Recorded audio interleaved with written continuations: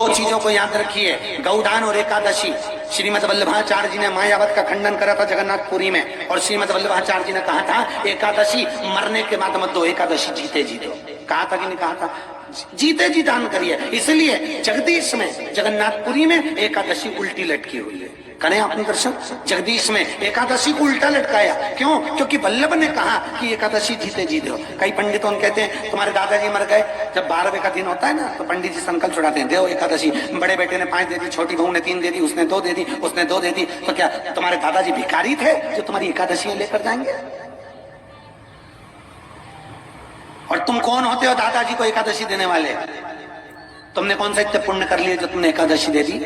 एकादशी के दान की महत्वता श्रीमद वल्लभाचार्य जी ने कहा कि कोई व्यक्ति अगर खटिया पर सड़ रहा है, पलंग पर तड़प रहा है, हॉस्पिटल में पड़ा हुआ है, तो निवेदन है कि उसको देखने जाओ तो अपनी करी हुई एकादशी में से 2 एकादशी का दान उसको तुरंत दे दो। क्यों? तो जिससे उसको मोक्ष मिल जाए, मरने के बाद नहीं। क्योंकि मरने के बाद तो वो 10वें के दिन, गरुड़ पुराण में लिखा है 10 दिन तक जीवात्मा घर की अटारी पे रहती है। कितने दिन? 10 दिन। 10 दिन के बाद जीवात्मा चली जाती है। कहाँ जाती है? उसको जहां जाना है। 3 दिन में उसको भोग भोगना पड़ता है जीवात्मा को। 3 दिन नरक का भोग भोगती है, उसके बाद स्वर्ग का भोग भोगती है। 18 दिन में ये प्रोसेस पूरी हो जाती है। कितने दिन? 18 दिन। 18 दिन के बाद में उस जीवात्मा को धान के खेत में पटका जाता है। किसके खेत में? धान के, चावल के खेत में। इसलिए कहते हैं एकादशी के दिन चावल मत खाओ। कहते कि नहीं कहते? और क्या कहते हैं? द्वादशी के दिन चावल खाना जरूरी है। एकादशी का पालना करना है तो द्वादशी को चावल का 1 ग्रास खाओ, तब द्वादशी को चावल खाओगे तो एकादशी लगेगी। चावल नहीं खाओगे तो एकादशी नहीं लगेगी। द्वादशी को चावल खाना जरूरी है। क्यों कहते हैं? क्योंकि धान के खेत में जीव को छोड़ा जाता है, उस धान के खेत में, चावल के खेत में जीवात्मा रहती है। उसको चिड़िया खाती है तो चिड़िया के रूप में जन्म लेता है, मनुष्य खाता है तो मनुष्य के रूप में जन्म लेता है। इसलिए एकादशी के दिन चावल नहीं खाया जाता, क्योंकि एकादशी के दिन हम चावल खाएंगे तो जीव हत्या का दोष लग जाएगा। फिर कब खाना है? द्वादशी के दिन। द्वादशी के दिन क्यों खाया जाता है? क्योंकि हम एकादशी के व्रत करे रहते हैं, और पहला घासा जब चावल का खाते हैं तो अपनी करी हुई एकादशी का पुण्य जितने जीव हमारे मुंह में जाते हैं उनको उसका पुण्य मिल जाता है, और उनका फिर जन्म नहीं होता, वो तर जाते हैं, उनको एकादशी का भाग मिल जाता है। इसलिए कहते हैं एकादशी को चावल मत खाओ, पर द्वादशी को। एकादशी के दिन जब आप जल शंकर को चढ़ाने तो रोज ही जाते। जब एकादशी का दिन रहे और शंकर जी के मंदिर में आप जल समर्पित करें तो 3 बार मुख से स्वधा स्वधा स्वधा या स्वधा स्तोत्र का पाठ, जिसमें 12 श्लोक। 2-4 हैं। पैसा तो आ रहा है पर घर में टिक नहीं रहा। डॉक्टर में, पुलिस में, एक्सीडेंट आदि में, कहीं गलत जगह पर, व्यसन में अगर पैसा जा रहा है, जुए में, मांसाहार, मदिरा पान, या कहीं आया पैसा आने में कमी नहीं, आ रहा है पर टिक नहीं रहा, रुक नहीं रहा।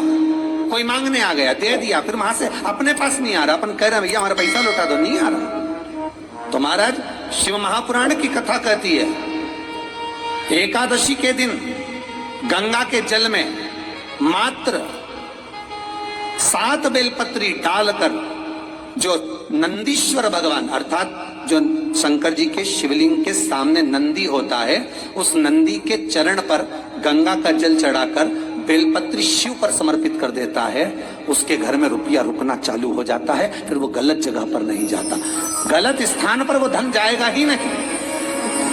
तूने मांग तुझे क्या चाहिए?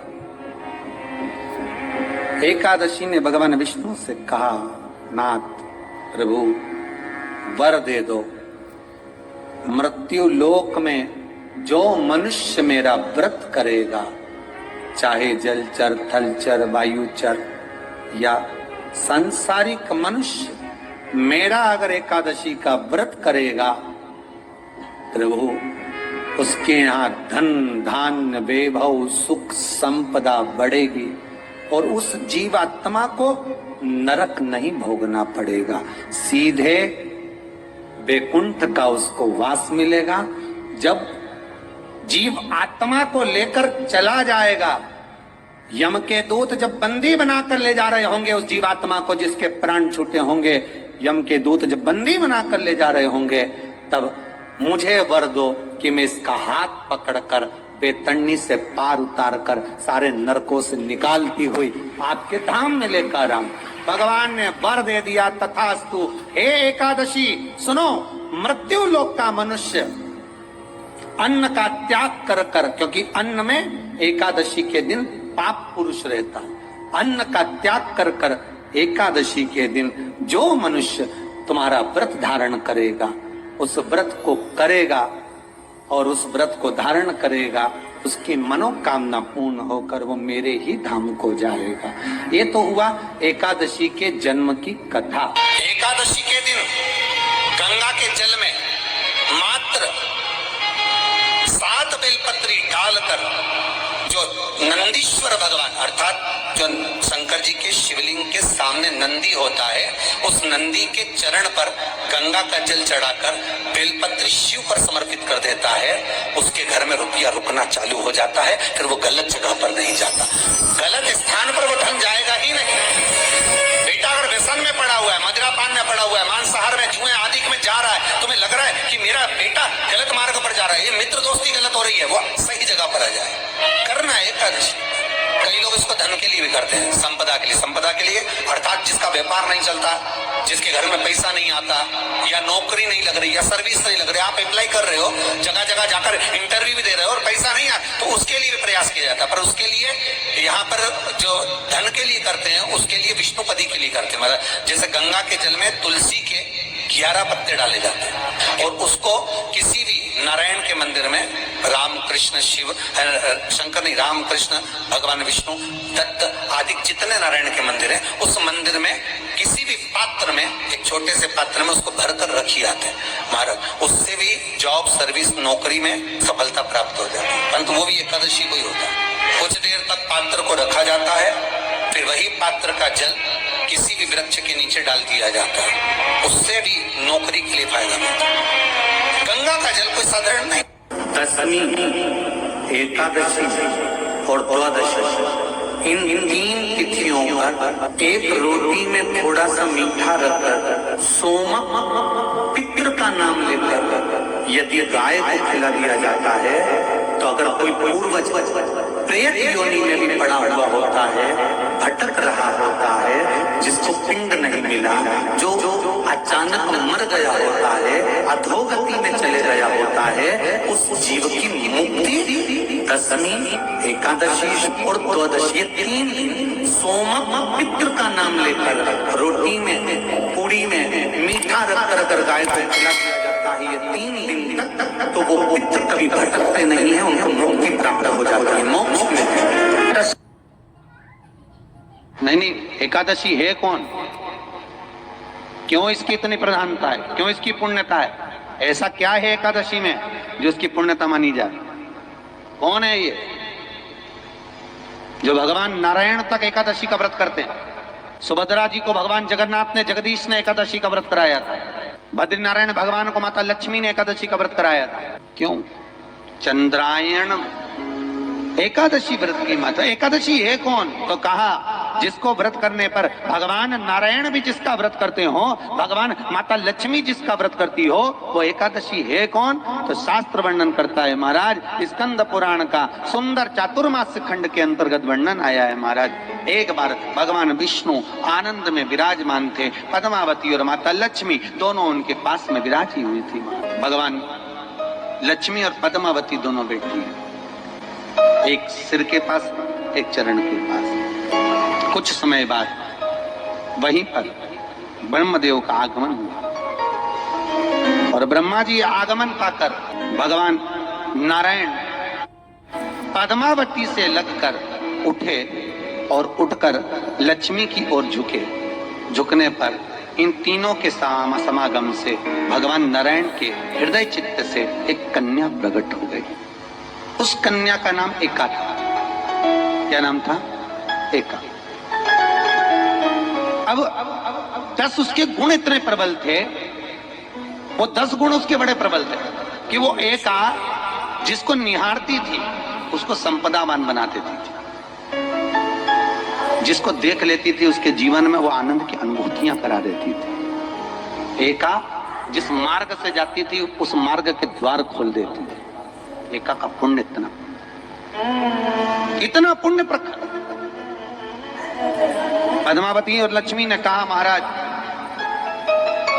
ये बेटी आपके द्वारा निर्मित हुई है, इसका कन्यादान करना चाहिए। हमारे यहाँ हिंदू धर्म में रीति है, जिस दिन कन्यादान करा जाता है उस दिन व्रत रखा जाता है। अब आजकल रखते कि नहीं रखते हो मालूम नहीं, पर कन्यादान करते समय व्रत रखा जाता है। व्रत रखना, एका का कन्यादान करना है। भगवान बोले कन्यादान करें, किसको दें? एका किसको दी जाए?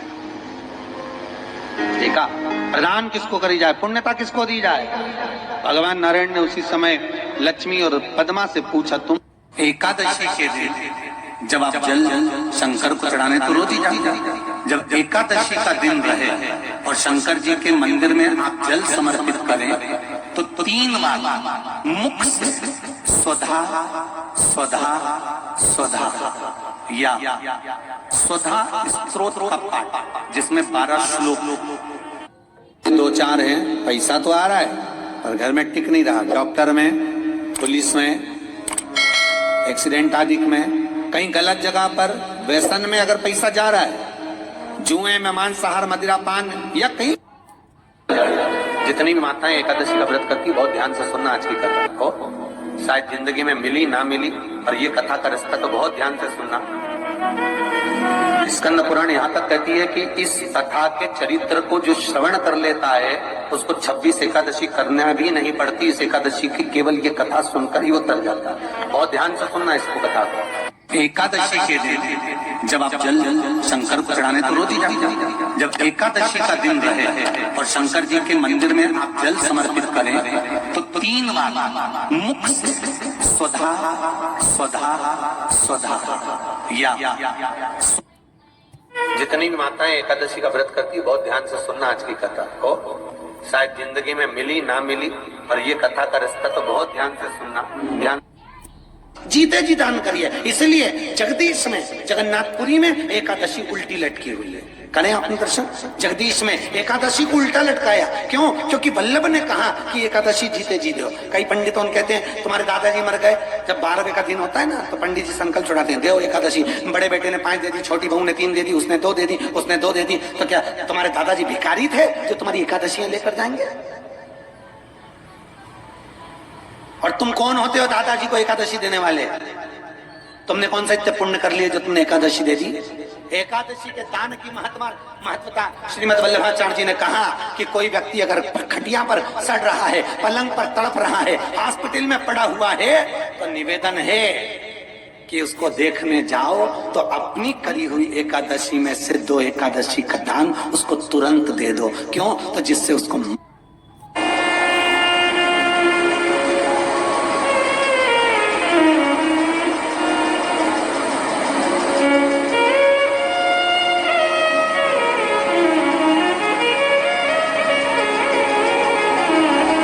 और जब चावल का दाना, तो यहाँ शिव महापुराण की कथा करी। चावल का दाना हम शिव जी को क्यों चढ़ाते हैं? भगवान को क्यों समर्पित करते हैं? भगवान की पूजन में अक्षत क्यों समर्पित करते हैं? चावल क्यों समर्पित करते हैं? उसका कारण क्या है? तो कहा आज मैंने जब चावल का दाना आपको समर्पित करा है, जिस भाव से, जिस विश्वास से, जिस श्रद्धा से, जिस मन से मैं आपको रिझा रही हूँ, हे भोलेनाथ मेरी ये मनोकामना पूर्ण कर, इसको अक्षय कर देना, इसको अमर कर देना। बस इतनी कृपा आप पर। किसी ने पूछा एकादशी के दिन चावल चढ़ाए कि नहीं चढ़ाए? तो यहाँ तो सीधी सीधी बात है, बीमारी देखकर थोड़ी ना आती है कि नवरात्र चल रहे हैं कि सावन का सोमवार चल रहा है। बीमारी तो बीमारी। तुम चावल मत खाओ। तिरुपति कौन कौन गया? हाथ उठाओ। ठीक है। जगन्नाथ जी कौन कौन गया? हाथ उठाओ। हाँ ठीक है। द्वारका जी कौन कौन गया? हाथ उठाओ। ठीक है। बद्रीनाथ कौन कौन गया? हाथ उठाओ। ठीक है, एकादशी के दिन कभी तुम बद्रीनाथ चले जाओ, एकादशी के दिन तुम द्वारका चले जाओ, एकादशी के दिन तुम तिरुपति चले जाओ, एकादशी के दिन तुम जगन्नाथ चले जाओ, एकादशी के दिन तुम्हारी मर्जी पड़े भगवान के किसी धाम में चले जाओ और भगवान को भोग लगाओ और उनकी थाली को झांक कर देखना, उसमें चावल जरूर मिलेगा। उसमें ऐसा नहीं है कि चावल नहीं मिलेगा। बद्री नारायण में भगवान को चावल का भोग लगा हुआ मिलेगा, द्वारका में चावल का भोग लगा हुआ मिलेगा, आपको जगन्नाथ में चावल का भोग लगा हुआ मिलेगा, तिरुपति में मिलेगा, द्वारकाधीश में मिलेगा, नाथू द्वारा में मिलेगा, सांवरिया सेठ में मिलेगा, काकरोली जी में मिलेगा। आप जहां जाओगे वहां पर एकादशी के दिन भगवान को चावल आएगा, क्योंकि भगवान के लिए परहेज नहीं है। जो काम में डूबा हुआ है, जो आसक्ति में डूबा हुआ है, जो लोभ में डूबा हुआ है, जो वासनाओं में डूबा हुआ है, जो तृष्णा में डूबा हुआ है, और जो माता के गर्भ से जन्म लिया, एकादशी के दिन चावल उसको नहीं खाना। अब हमारे यहाँ तो कहावत में कहते हैं, राम जी की जब स्तुति गाते हैं तो कहते हैं, भय प्रगट आती है आप लोगों को, एक लाइन तो आती होगी, गाओ जरा। भय प्रगट कृपा दीन कौशल्या। अब रामचरितमानस में कहा भय प्रगट कृपाला, प्रगट मतलब एकदम सामने आ गए। यहाँ लिखा है वेदा भय लाला। अगर तुलसीदास जी लिखते तो जन्म लिया होता राम जी ने तो तुलसीदास बाबा लिख देते कि पैदा भय, माता के गर्भ से इनका जन्म। नहीं नहीं नहीं, यहाँ कहा भय प्रगट कृपाला दीन कौशल्या। यहाँ प्रगट। एकादशी के माता पिता कौन है? सबसे पहले एकादशी का व्रत किसने रखा था?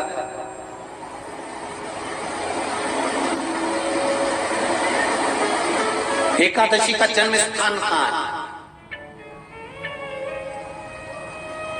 दुनिया के लोग बहुत प्रश्न करते हैं, राम जी अयोध्या में हुए थे, भगवान कृष्ण मथुरा में हुए थे, तो एकादशी कहां हुई थी? तो उसको बताना तो पड़ेगा कहां हुई थी।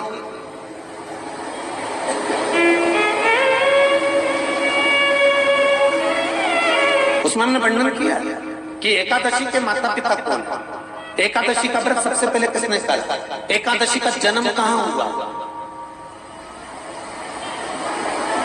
एकादशी को क्यों चावल नहीं खाते, एकादशी के दूसरे दिन चावल का दाना खाना क्यों जरूरी है।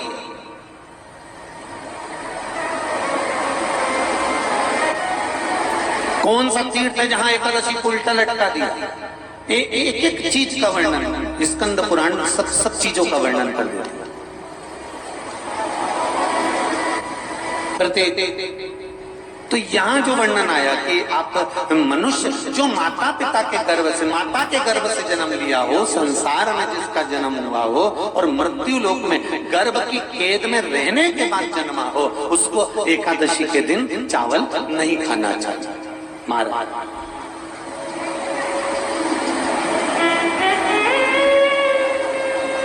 पर यहाँ शास्त्र ये नहीं कहता कि भगवान को चावल नहीं चढ़ाना चाहिए। यहाँ शास्त्र कहता है आप शिव जी को चाहे एकादशी हो, चाहे द्वादशी हो, चाहे प्रदोष हो, चाहे पूर्णिमा हो, चाहे अमावस्या हो, चावल का दाना आप भगवान शिव को समर्पित कर सकते हो। और ज्यादा नहीं, शंकर कभी ये नहीं कहते कि मुझे बहुत सारा चढ़ा। शंकर जी की कथा कहती है कितना, मात्र एक चावल का दाना। हमको उनसे भी कहेंगे जो लोग कहते हैं ना कि हम आज हमारा सावन का महीना है तो आज हमें भगवान को 1.25 लाख बेलपत्र चढ़ाएंगे, तो कोई कहता हम 1000 बेलपत्र चढ़ाएंगे, तो कोई के हम 5000 चढ़ाएंगे, कोई के हम 50,000 चढ़ाएंगे। मेरा निवेदन केवल इतना है, तुम तो एक चढ़ा। और ये भी जरूरी नहीं है, एक बेलपत्र भी कब चढ़ाई जाती है शंकर भगवान को, जब तुमने किसी